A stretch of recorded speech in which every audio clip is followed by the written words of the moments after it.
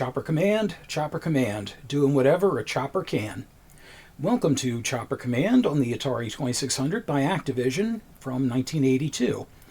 This was a creation of one of Activision's founders, Bob Whitehead, infamously known as the Gang of Four, the group of programmers who were angry at Atari for not giving them proper recognition and, even more importantly, not giving them proper royalty credit. So the four of them left Atari to found Activision, the world's first third-party video game company. Chopper Command itself is a pretty simple game. It's been actually likened by Computer and Video Games magazine to Defender in the Desert. And Defender is a pretty apt description here. The whole idea is to save convoys on the bottom of the screen from jets and helicopters that would do them grievous harm. And I have news for you going into this. They're going to get very badly harmed because Chopper Command is a pretty difficult game. So without further ado, let's get to it. Chop chop. Okay, so default game 1 should be just fine.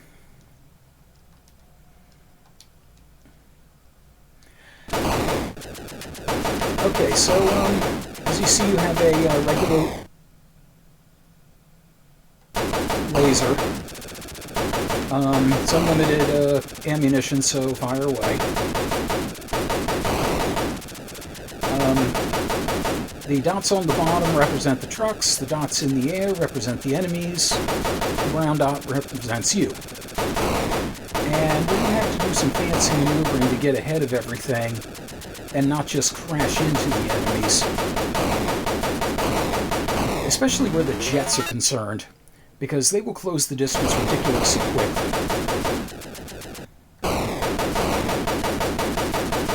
So the game ends obviously when you're out of helicopters or when you're out of convoy trucks. And you do have to be careful about accidentally flying right into a shot.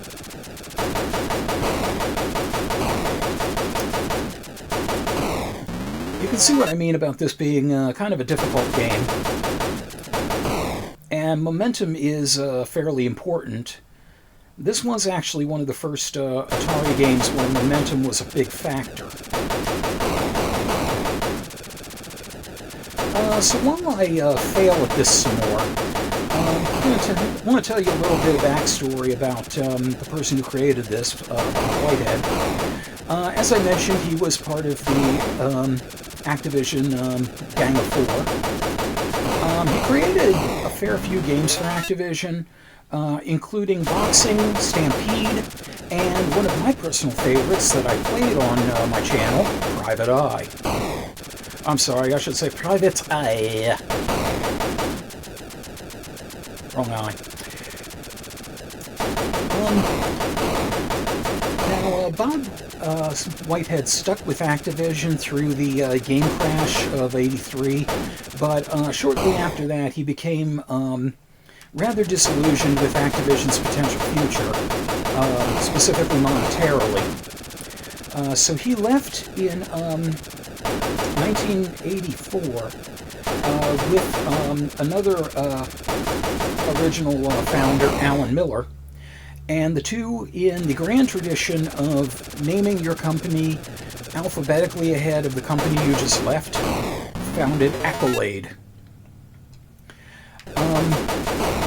So Accolade would be responsible for some fairly good franchises, including the Hardball baseball series. God, I'm terrible.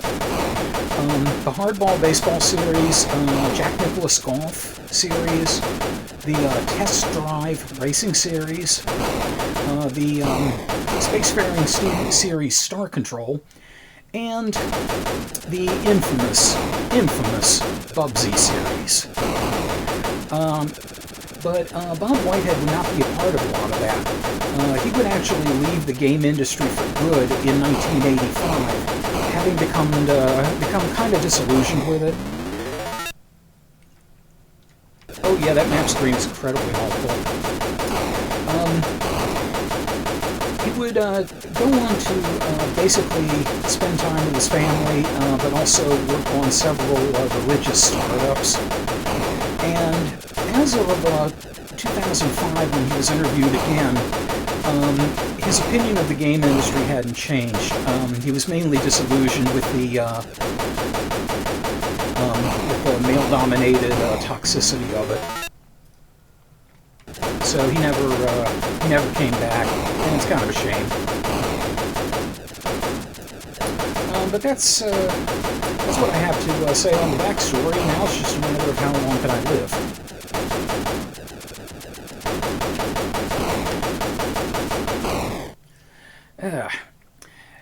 I need to get it through my head that I cannot outmaneuver the jets. Because when they're a jet all the way,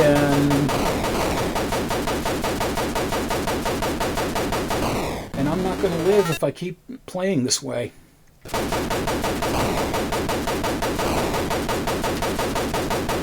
Yeah, it gets especially bad after a few levels where everything starts speeding up.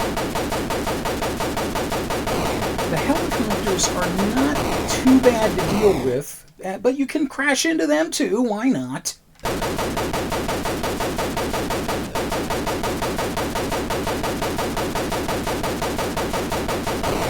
This was still one of my favorite games on the 2600. I've always been kind of big into helicopter-based games. Choplifter was another favorite of mine. I didn't really have it on a format that I could play, though, outside of the arcade, because I didn't have a home computer. Okay. I'm going to give this a couple more tries, because I want to have longer than a 7-minute video.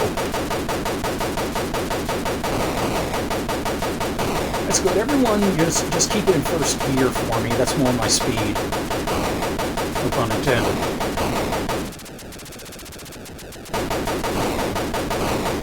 Yeah, the helicopters you can maneuver into their... Wow, that was luck. You can maneuver into their line of fire, or into having a line of fire on them, I should say. The jets, you really don't want to do that. Also, you don't want to go full on into a... oh man, I thought I was going to be able to record that. You don't want to go full on, full speed into a scenario. You want to kind of get there and then slow down a bit. For the most obvious reason, you don't want to barrel straight into something. Or have it barrel into you.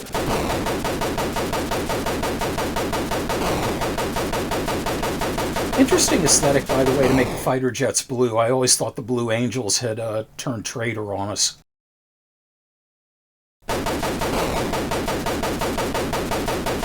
It's like suddenly I'm on the wrong end of a Van Halen video.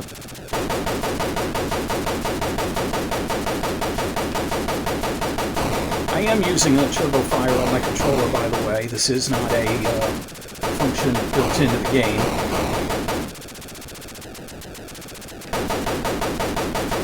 Something else annoying about the planes, because they're so thin, it's often easy to shoot above or below them accidentally.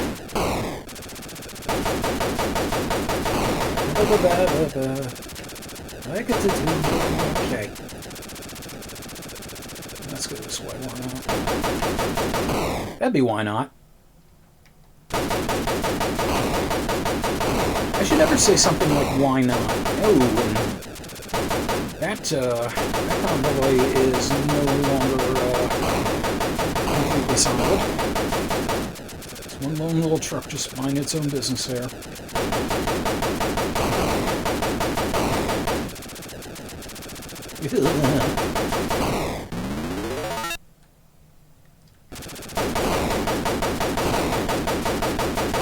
Everybody slow down. Be me. Be me, slow and inept. Okay, one more try.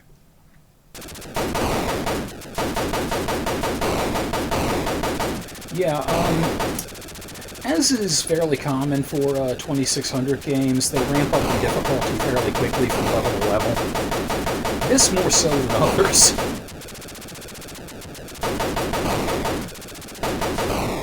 Yeah.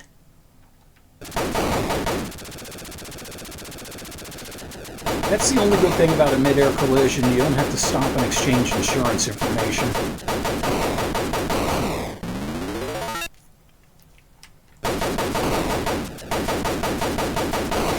Yeah, the map is definitely helpful, like you mentioned, Misfit.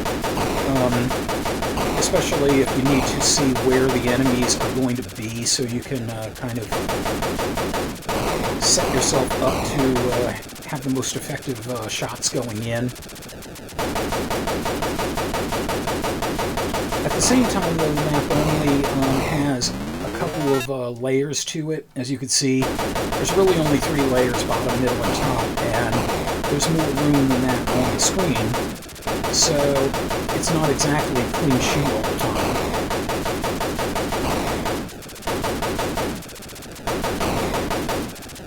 I should mention also that stuff is still happening off screen even if I'm not there, but sometimes it is actually worthwhile to not advance too quickly, to let the shots go on their merry way before they end up hitting a truck. You also have to be mindful if you're turning around that it'll place you closer to the middle of the screen where you'll have less room to dodge. And now we've got diagonal moving shots. Because I didn't hate my life enough.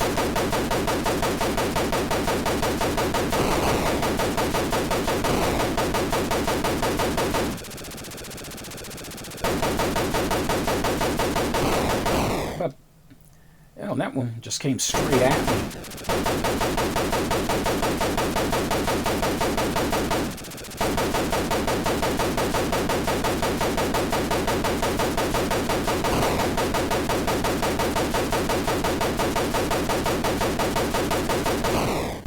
Okay, let's see what kind of hell we're in for now.